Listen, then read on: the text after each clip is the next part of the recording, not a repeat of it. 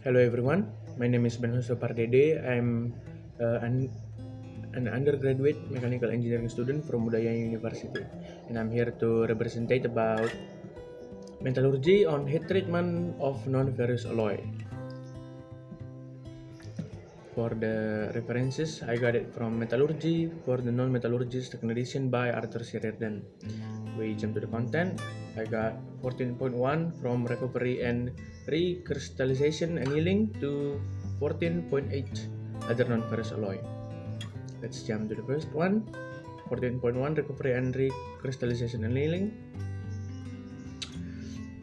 Annealing is a generic term used to denote a thermal treatment process that consists of heating a material to an M temperature and holding or soaking it to for a sufficient length of time at that temperature, followed by cooling at a suitable rate.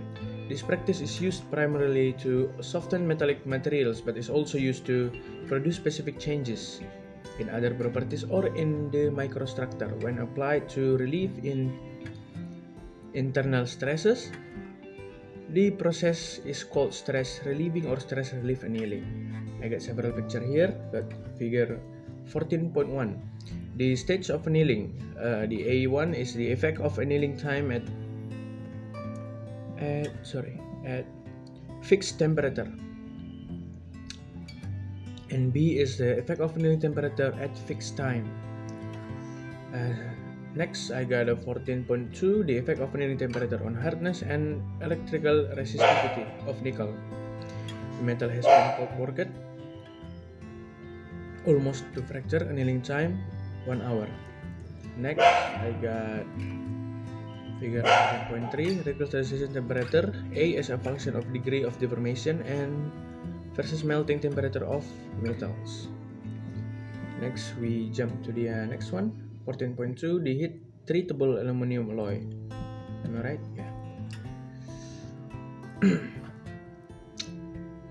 Got the first picture there. It's a microstructure of Cu5Zn alloy, cold rolled to 60%, then annealed for different time at 400 Celsius. The numbers refer to the different annealing time shown in figure 14.1. I want to show you. Yeah, the stage of annealing. Next, I got the next picture. There is a fatigue strength comparison of heat treatable, edge hardening, and non-heat treatable aluminum alloy. We can see the statistic there.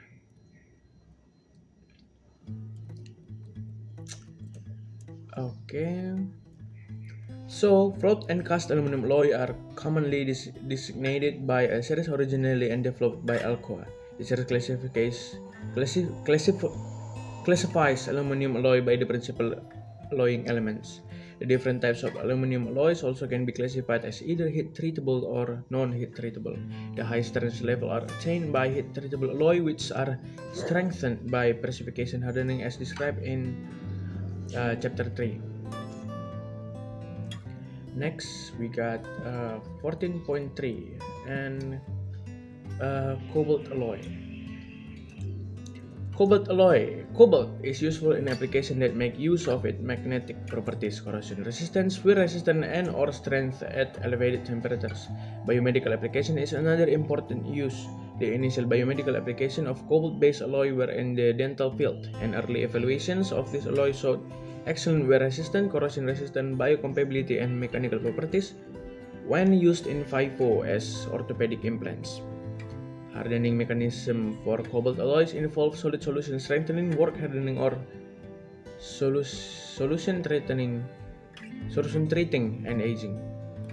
The wear resistant cobalt alloy, for example, are essentially CO, CrW, and C quaternized with chromium, providing strength and corrosion resistance to the solid solution in addition to functioning as a chief carbide former during alloy solidification.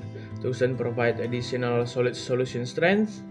The attractive wear properties of this alloy are attributed chiefly to the unusual deformation characteristic imparted by cobalt. This includes an ability of cobalt to transform under mechanical stress from an FCC to hexagonal closed packed or HGP structure. High twinning propensity and allow stacking fault energy. The carbide play a secondary role, being particularly important under condition conducive to low stress abrasion.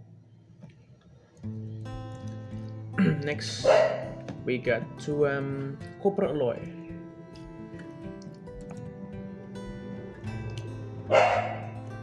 So basically, copper can be hardened by solid solution alloying and by hot hardening. The commonly used solid solution alloy elements listed in approximate order of increasing effectiveness are zinc, nickel, manganese, aluminum, tin, and silicon. In addition, a limited number of copper alloy can be strengthened by heat treatment. There are two general types of heat treatment used hardened copper alloys. The first one, those that are softened by high temperature quenching and hardened by lower temperature precipitation heat treatment. Second, those that are hardened by quenching from high temperature though martensitic type reaction. I got several pictures there. The first one is figure 14.7, the phase diagram for beryllium copper alloy. The A1 is a binary composition for high strength alloys such as C1 7200, and B is pseudo binary composition for C1 7510, a high conductivity alloy containing Cu 1.8 and I to 0.4 Be. Next figure, I got the figure 14.10. The copper sides of the aluminum copper equilibrium phase diagram is like the weight percentage aluminum based on its kind. Next, I got figure 14.13 is the copper zinc phase diagram showing the composition range for leaf common braces, and I got several points there. It's a heat treating process, specification hardening copper alloys, spinodal hardening copper alloy, order hardening copper alloy, heat treatment of aluminum bronze, heat treatment of brasses, other heat treatable copper alloy. Next, I got 14.5, the magnesium alloy.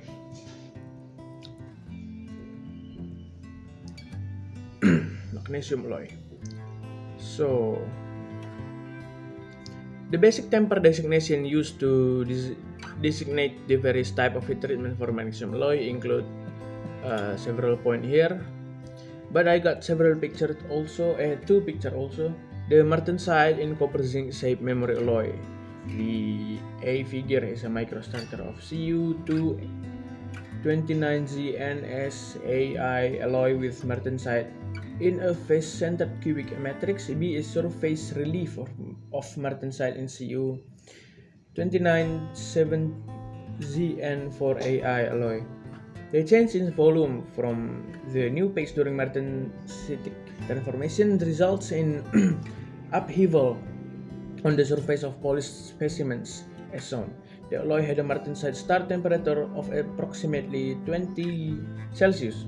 It was solution heated at 900 Celsius, quenched in an ice bath, brought to room temperature, then quenched to liquid nitrogen temperatures.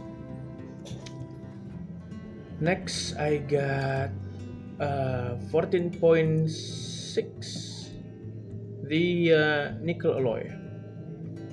So nickel is an austenite former and no allotropic phase transformation occur in nickel or the high nickel family of alloy. The alloy are austenitic from the melting temperature down to absolute zero. Nickel has a natural tendency to combine with sulfur and or oxygen. It is found in nature as nickel sulfide and nickel oxide ores. In heat treating nickel or nickel alloy, it is critical to minimize exposure to sulfur in solid, maybe lubricant or grease or gaseous form. Once embrittlement by sulfur occurs, the contaminated area must be removed by grinding or scraping. Nickel has very low solubility for carbon in a solid state, so it does not readily carburize. For this reason, the nickel chromium alloy, notably in Connell 600, are used as fixtures in carburizing furnaces. as such as stress relieving and process annealing, full annealing, solution annealing, and quenching followed by precipitation hardening. I get several pictures also. I wanna explain it to you guys. The first one is figure 14.15. It's a phase diagram and aging response of magnesium aluminum alloy. So the A picture is a phase diagram, and the B1 is the aging response of magnesium aluminum alloy. Next, figure 14.16 is a phase diagram and aging response of magnesium yttrium alloy. So the difference is only the B1. Why the A picture is small? Because the picture B on figure 14.16 is quite big. It's an aging response of magnesium yttrium alloy on a long scale. So figure 14.17 is also a phase diagram and aging response of magnesium zinc alloy. Next, I got 14.7, the titanium alloy. So titanium and titanium alloy are heat treated in order to reduce residual stresses developed during fabrication, or we can call it stress relieving. Second is produce an optimum combination of ductility, machinability, and dimensional and structural stability. We can call it annealing. Yeah. Next, increase strength to be solution treating and aging. And the last one, fourth, we get optimized special properties such as fracture toughness, fatigue strength, and high temperature creep strength. I got several pictures also. Is the big one, figure 14.18. So it's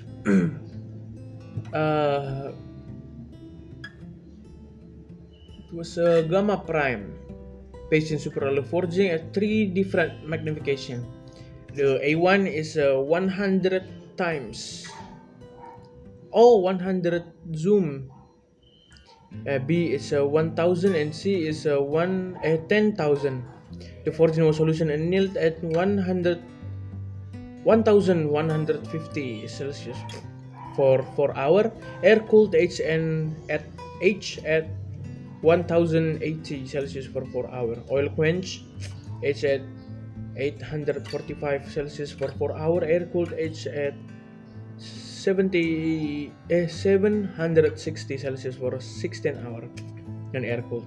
B is basically grain boundary region shows metal carbides that have precipitated in the grain boundary, and C1 is a different size of Y cubes, generated during the aging phases, fine precipitated during aging at H 845 and 760 Celsius.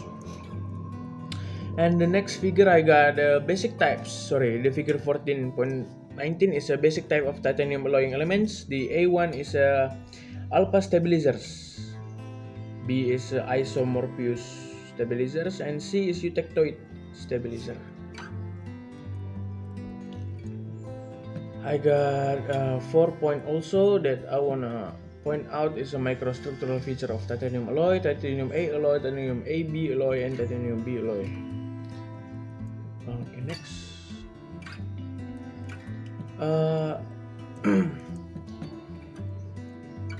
Next one we got 14.8, the other non-ferrous alloy. Let's jump to the 3 point that I make there. The heat treatable silver alloy. The precious metal, including silver, behave somewhat similar to copper and nickel. The most important silver alloy are the silver copper type. Copper is added to increase the hardness and strength of silver, while its effect on the electrical conductivity is small compared to that of other addition. Point silver containing 10% Cu is the most common alloy. Next, I got heat treatable gold alloy, which find application in the jewelry, mostly trade and in dentistry. Generally contain silver and copper, and sometimes zinc, nickel, platinum, and palladium. The properties of a considerable Number of these alloy are altered by different phase changes. The copper-bearing gold alloy are characterized by the occurrence of at least two transformations in the solid state. One phase itself is not hard and brittle, but the transformation of the disordered solid solution at temperature below 500 Celsius into this phase result in a brittle condition. Next, I got heat treatable low melting alloy. Heat treatable low melting alloy. A zinc-based alloy cannot be improved sufficiently by heat treatment to warrant the commercial consideration of such a practice. However, they exhibit some unusual irregularities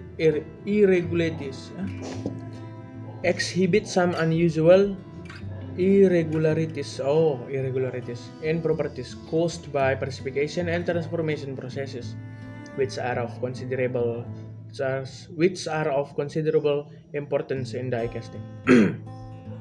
Both the zinc copper and zinc aluminum alloy system possess phase changes that affect the properties of die casting. The behavior of both zinc and zinc alloy is very complex and is very different from that of the other metals. They may be originate from the hexagonal crystal structure. The properties of commercial zinc of lower purity mainly depends on the cadmium and iron content. I got figure also, it's figure 14.28. The effect of solution treatment on tensile properties. The A1 is tensile properties after solution treatment, and B is tensile properties after solution treatment and aging. I think that's all I've got. Thank you so much.